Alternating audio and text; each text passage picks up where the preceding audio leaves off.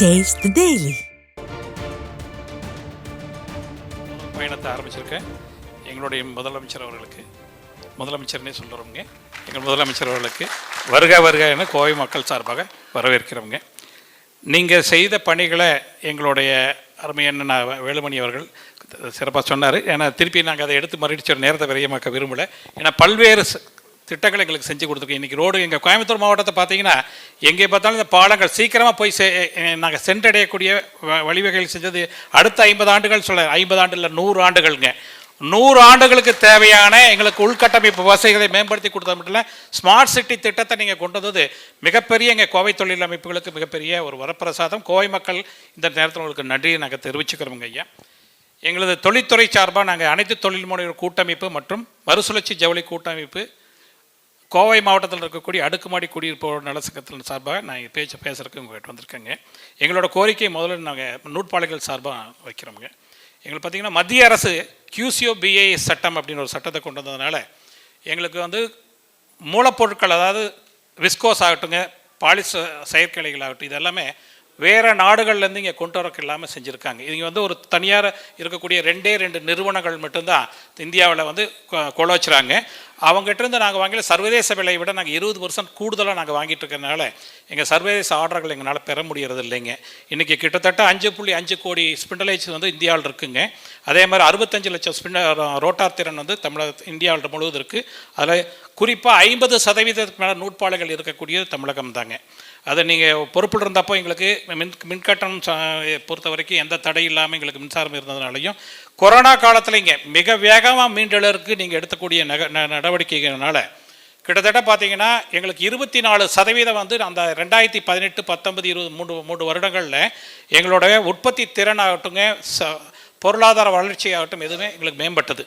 இப்போ இந்த 2022 பார்த்தீங்கன்னா தொடர்ந்து எங்களுக்கு மின்கட்டண உயர்வுங்க. 2022, 23, 24, 25 சொல்லிட்டுங்க 4 வருடம் எங்களுக்கு 64% மின்கட்டண உயர்வுங்க. மின்கட்டண உயர்வு 5 ஆண்டுகள் அங்கே உயர்த்தல, அதனால தான் உயர்த்துறோம்னு சொல்லி 1 வருஷம் ஏற்றிருந்தாலும் கூட மின்கட்டணத்து உயர்வுக்கு இங்கே யாருமே நாங்கள் எதிர்ப்பு தெரிவிக்கலைங்க. நிலை கட்டணம்னு சொல்லிட்டு 35 ரூபா தான் இருந்ததுங்க. அதிமுக ஆட்சியில் இருந்தப்போங்க 35 ரூபா இருந்தது. இன்றைக்கி பார்த்தீங்கன்னா எங்களுக்கு 165 ரூபா இந்த வருஷம் ஏற்றிருக்காங்க. கிட்டத்தட்ட 475%. எங்களால் சிறு குறு தொழில் இங்கே நடத்தவே முடியாதுங்க. இந்த மாநிலத்தை விட்டே வெளியில் போகக்கூடிய ஒரு அவல நிலை இன்னைக்கு தொழில்துறை இருக்குங்கிறத நாங்கள் 8 கட்ட போராட்டங்களை அங்கே நடத்தியிருக்கோங்க. 8 கட்ட போராட்டத்திலையும் பார்த்தீங்கன்னா எங்களுக்கு அந்த நிலை கட்டணத்தை குறைக்கவே இல்லை, இன்னைக்கு வரைக்கும் குறைக்கலைங்க. அதே மாதிரி ஃபிக்ஸ்டு சார்ஜஸ்ன்னு சொல்லிட்டுங்க போட்டது. அது டிமாண்ட் சார்ஜஸ்ன்னு சொல்லிட்டு பெரிய நிறுவனங்களுக்கு எங்களுக்கு போட்டிருக்கோம். ஒரு 2500 நிறுவனங்கள் இருக்காங்க. அந்த HT லைன் சொல்லி அந்த லைனில் அதில் பார்த்தீங்கன்னா நாங்கள் 350 ரூபா தான் ஏடிஎம்கே பீரியடுகளில் நாங்கள் 350 ரூபா தான் கட்டிட்டு இருந்தோம். இன்றைக்கி பார்த்தீங்கன்னா 608 ரூபாய்ங்க. ஒரு 500 கிலோவாட் நாங்கள் மின்சாரத்தை நாங்கள் வாங்கியிருந்தோம்னு சொன்னால் இன்றைக்கி ஒரு நாள் 11,000 நாங்கள் ஒரு நாள் இயக்க ஆட்டு நிறுவனத்தை நாங்கள் பணம் கட்டக்கூடிய மிகப்பெரிய ஒரு சுமை. இன்றைக்கி இந்த சுமையை எங்களால் சுமக்க முடியலைங்க. மற்ற மாநிலங்களில் கூட போட்டி போட்டியில் 10 மாநிலங்களில் நம்ம தமிழ்நாட்டை விட கரண்ட் பில் அங்கே கம்மிங்க, மின்கட்டணம் கம்மி. அதே மாதிரி டிமாண்ட் சார்ஜஸ், ஆர்டிஃபிஷியல் சார்ஜ் எல்லாமே குறைவாக இருக்குங்க. நாங்கள் எப்படி மற்ற மாநிலங்களோட போட்டி போகிறது? இது தொடர்பாக நாங்கள் தொடர்ந்து முதலமைச்சர்கிட்ட நாங்கள் வேண்டுகோள் கொடுத்தோங்க, நேரடியாக சந்தித்தோங்க. செஞ்சு தரேன்னு சொல்கிறாங்க, இன்றைக்கி வரைக்கும் செய்யலைங்க.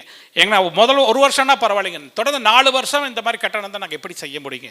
அதே மாதிரி கட்டணம் மட்டும் இல்லைங்க, வரிகள்ங்க, தொழில்துறைகளுக்கான வரிகள் கிட்டத்தட்ட பல்வேறு ஒரு ஏதோ ஏற்றுலினா ஒரு 5%, 10% ஏற்றினா நாங்கள் கட்ட தயாருங்க.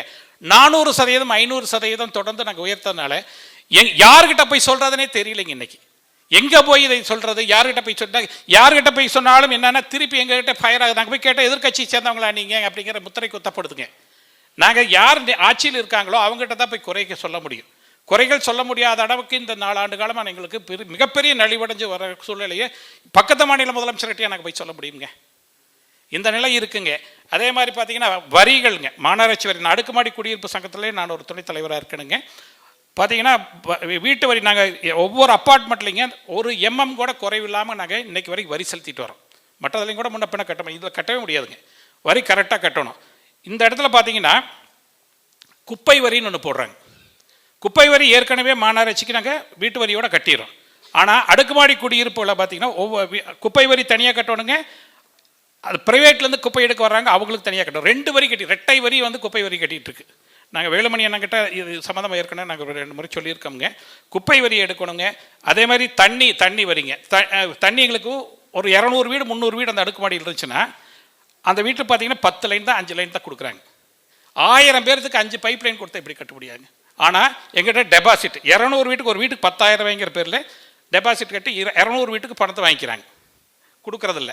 தண்ணி வராதனால நாங்கள் சரி ஆரோ பிளான்ட்னாலும் வச்சு பயன்படுத்தலாம்னு சொல்லிட்டு ஆரோ பிளான்ட் வச்சா அந்த ஆரோ பிளான்ட்டு கமர்ஷியல் வரிங்க, கமர்ஷியல் கரண்ட் பில் கட்டணும். கமர்ஷியல் கரண்ட் பில் 1 ரூபா 2 ரூபாயில் இல்லைங்க. 2 தொழிற்சாலை நடத்துகிறவங்களுக்கு என்னவோ அதை விட 1 ரூபா ஜாஸ்தி.